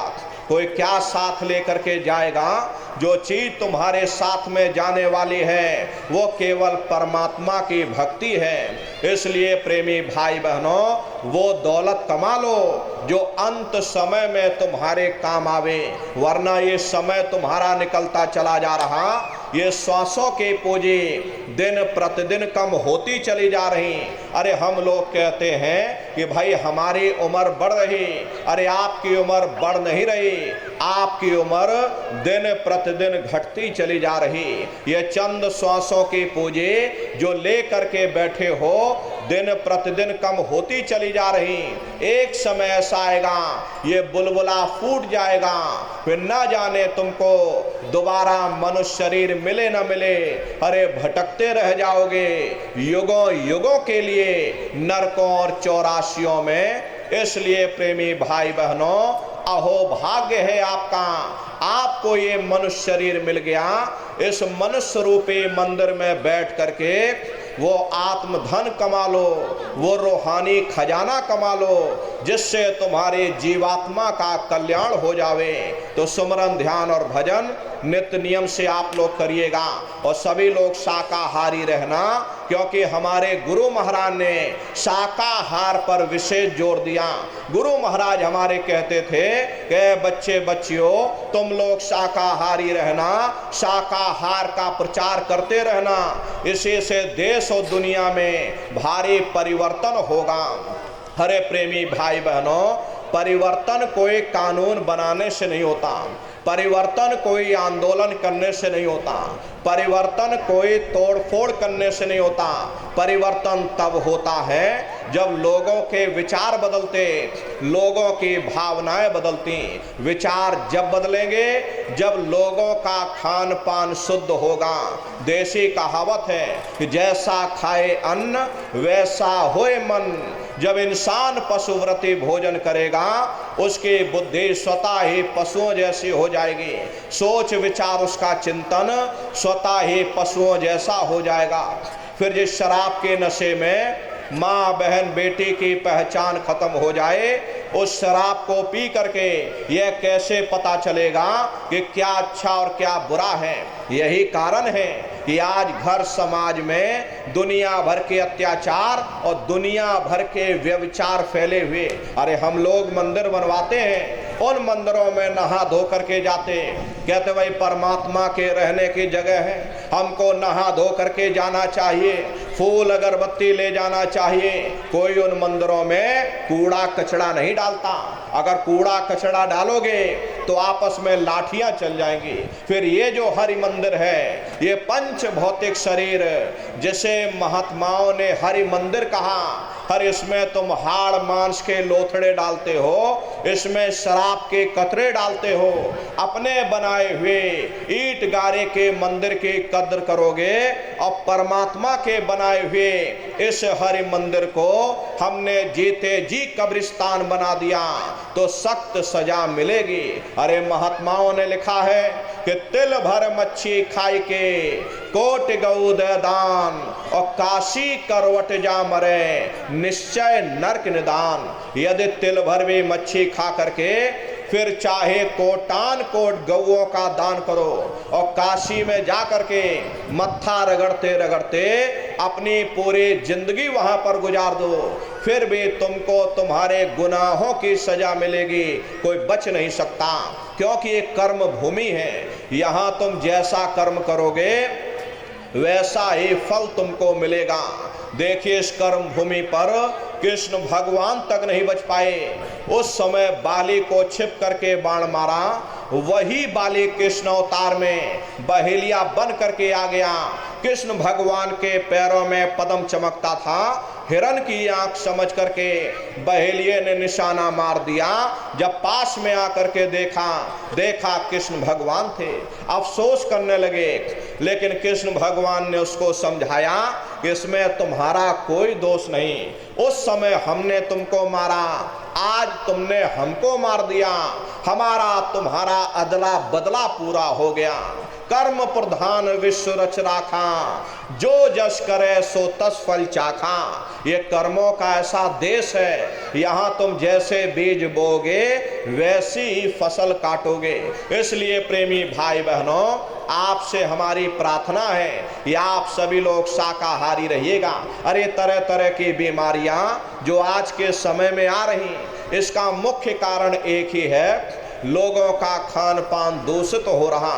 अरे इंसानों के खून में जब जानवरों का खून मिल जाएगा, इंसानों के अंदर जब जानवरों के कीटाणु पहुंच जाएंगे, तो ना जानवरों की दवा काम में आएगी, ना इंसानों की दवा काम में आएगी।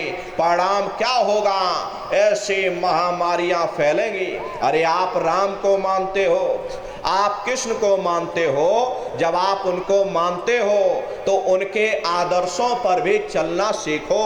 राम ने कभी मांस नहीं खाया, कृष्ण ने कभी शराब नहीं पी, और जितने महात्मा देवी देवता अवतार हुए सभी यही कह करके गए कि अहिंसा परमो धर्मा। अगर हमने किसी को बनाया नहीं तो मिटाने का अधिकार हमारे पास नहीं है। इसलिए प्रेमी भाई बहनों, आपसे हमारी प्रार्थना है कि आप सभी लोग शाकाहारी रहिएगा। शाकाहार का प्रचार अपने अपने क्षेत्रों में बराबर आप लोग करते रहना। अरे सतयुग कैसे आएगा? राम राज कैसे आएगा? राम राज कोई भाषण देने से नहीं आने वाला। राम राज जब आएगा जब आप लोग धर्म का प्रचार करोगे, और धर्म का प्रचार करने की जिम्मेदारी हम सभी लोगों की है, क्योंकि हम सभी लोग अपने गुरु के जलाए हुए चिराग हैं। अगर एक एक चिराग एक एक गांव में पहुंच जाएगा, ये पूरा गांव प्रकाशवान हो जाएगा, ये पूरा समाज प्रकाशवान हो जाएगा। गुरु महाराज के संदेशों को जन जन के बीच में पहुंचाने की जिम्मेदारी हम सभी लोगों की है। गुरु महाराज हमारे कह करके गए कि बच्चा, गांव गांव में तुम भजन केंद्र की स्थापना करो, गांव गांव के लोग भजन करने लग जाएं, गांव गांव में सत्संग होने लग जाए, गांव गांव के लोग शाकाहारी हो जाएं, गांव गांव के लोग सदाचारी बन जाएं, आंखों में माँ बहन बेटे की पहचान कायम हो जाए। जब हमारा गांव बदल जाएगा, ये पूरा समाज बदल जाएगा, निश्चय ही कलयुग में सतयुग आ जाएगा। इसलिए प्रेमी भाई बहनों, धर्म के प्रचार में आप सभी लोग अपना अपना योगदान दीजिएगा। देखिए, हमारे गुरु महाराज परम संत बाबा जय गुरुदेव जी महाराज ने एक अच्छे समाज के निर्माण के लिए, चरित्रोत्थान के लिए, लोगों को शाकाहारी और सदाचारी बनाने के लिए 116 वर्ष की आयु तक अथक मेहनत और परिश्रम किया। हमारे गुरु महाराज ने अपने गुरु की याद में मथुरा आश्रम पर इतना विशाल मंदिर बनवाया। गुरु महाराज हमारे कहते थे कि बच्चा, मंदिर का वो देवता वहाँ पर बैठ करके बरकत बांट रहा। अरे आप लोग आइए, वहाँ कोई रुपया पैसा नहीं चढ़ाया जाता, कोई चंदा चुटकी नहीं। अरे आप लोग आए, मंदिर के देवता के सामने अपनी एक बुराई को चढ़ा दीजिए। वहाँ पर बुराई चढ़ाई जाती है कि हम आज से मांस मछली नहीं खाएंगे, हम आज से अंडा शराब का सेवन नहीं करेंगे, हम आज से झूठ नहीं बोलेंगे, हम आज से किसी को धोखा नहीं देंगे। आप अपनी एक बुराई चढ़ा दो, आपकी एक मनोकामना पूरी होगी। ऐसा वरदानी मंदिर गुरु महाराज ने अपने गुरु की याद में मथुरा आश्रम पर बनवाया। तो प्रेमी भाई बहनों, आप लोग कभी समय मिले पधारिएगा। देखिए, अभी होली का कार्यक्रम 7, 8, 9 मार्च 3 दिवसीय होली का कार्यक्रम मथुरा आश्रम पर मनाया जाएगा। देश के कोने कोने से दसियों लाख की संख्या में प्रेमी भाई बहन मथुरा दरबार में पधारते हैं। अपना बहुत बड़ा आश्रम है। हर आपके रहने ठहरने के लिए टेंट राउटी डेरे लगाए जाते, अलग अलग जिलों के भंडारे चलाए जाते हैं। हजारों हजार की संख्या में जिले वाई जिले भंडारे चलते। अपना बहुत बड़ा आश्रम करीब करीब 10 किलोमीटर के व्यास में अपना आश्रम बना हुआ, वहीं पर एक कार्यक्रम होता है। अपने आश्रम पर गुरु महाराज के बहुत बड़े गौशाला भी हैं। गुरु महाराज के पास कुल 2 गाय थे। 2 गायों का इतना बड़ा परिवार है कि आज के समय में करीब करीब 3000 गायें हैं और 3000 से ऊपर सांड हैं। प्रेमी भाई बहनों, ये गुरु महाराज की गाय हैं।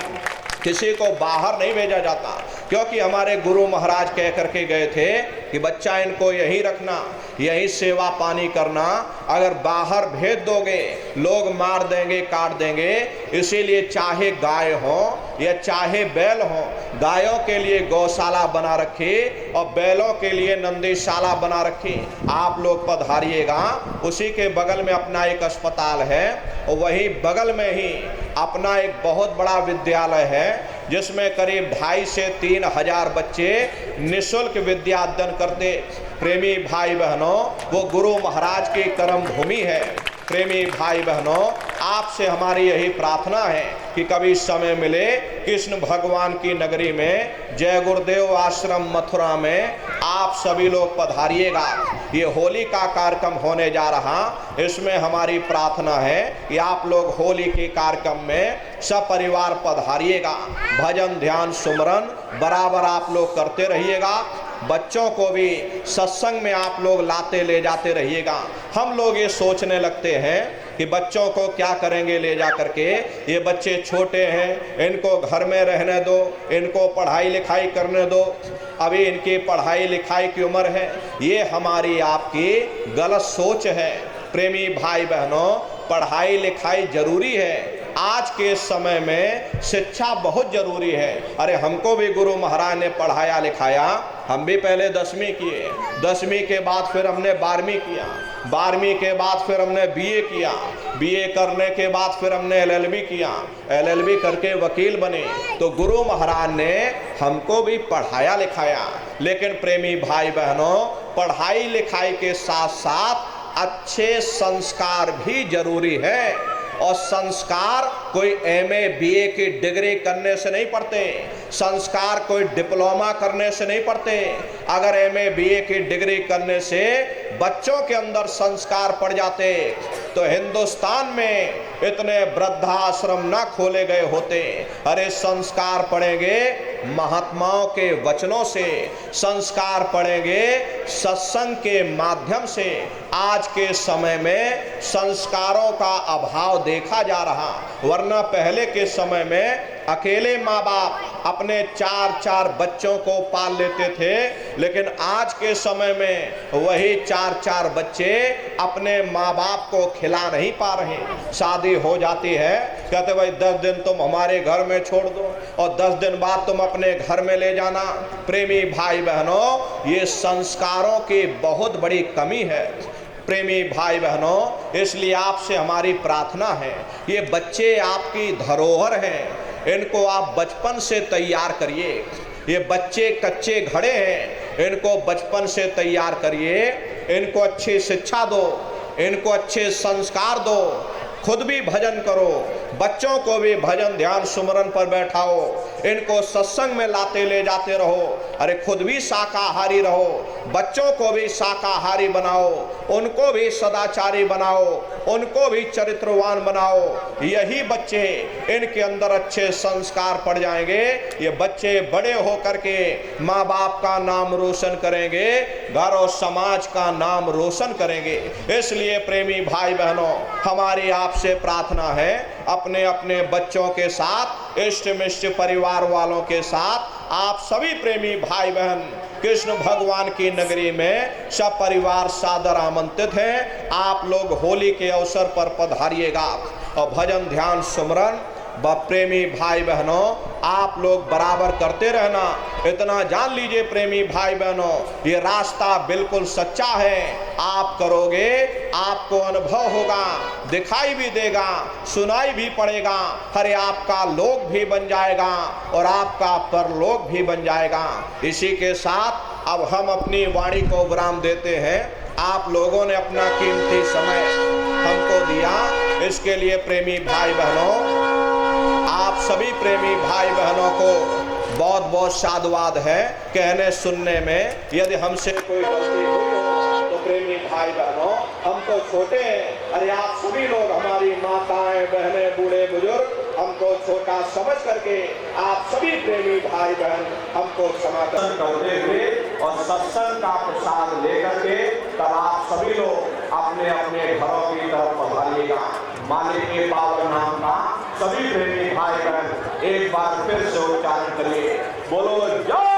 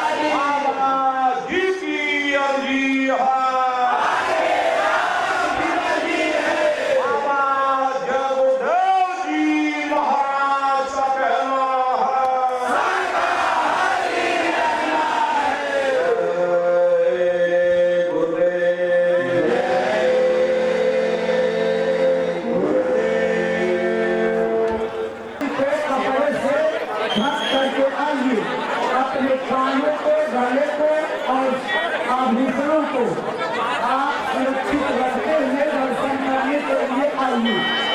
महाराज जी के आगे आने पर आप अपने सेवा दक्षिणा भेंट का हाथ आगे बढ़ा करके उठा दीजिए। पूज्य महाराज जी आपकी सेवा को स्वीकार कर लेंगे। नजरों में प्रणाम